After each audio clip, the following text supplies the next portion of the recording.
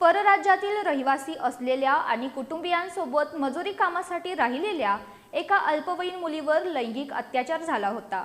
या प्रकरणी दोष सिद्ध झाल्यानं हातकणंगले तालुक्यातील मौजे तासगाव इथल्या सुदर्शन मदने याला न्यायालयानं आज 20 वर्षे सक्त कारावास आणि 50,000 रुपयांच्या दंडाची शिक्षा ठोठावली।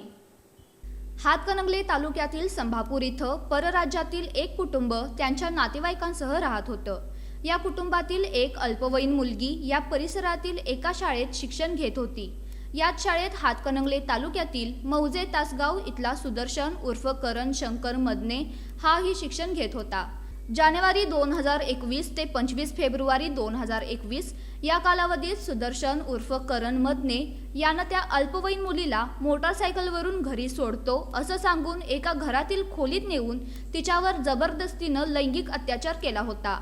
ती अल्पवयीन मुलगी गर्भवती राहिलेली असतानाही सुदर्शन उर्फ करण मदने यानं तिच्यावर पुन्हा लैंगिक अत्याचार केला होता। त्या अल्पवयीन मुलीची वैद्यकीय तपासणी कोल्हापुरातील CPR रुग्णालयात केल्यानंतर ती गर्भवती असल्याचा अहवाल प्राप्त झाला होता। या प्रकरणातील DNA तपासणीचा अहवाल सुद्धा सकारात्मक आला होता।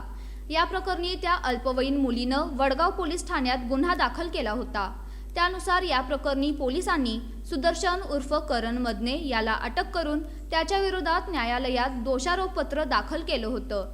या खटल्याची सुनावणी विशेष जिल्हा सत्र न्यायाधीश AI पेरंपल्ली यांच्या न्यायालयात पूर्ण झाली।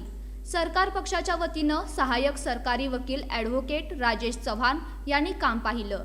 त्यांनी एकूण 7 साक्षीदार तपासले।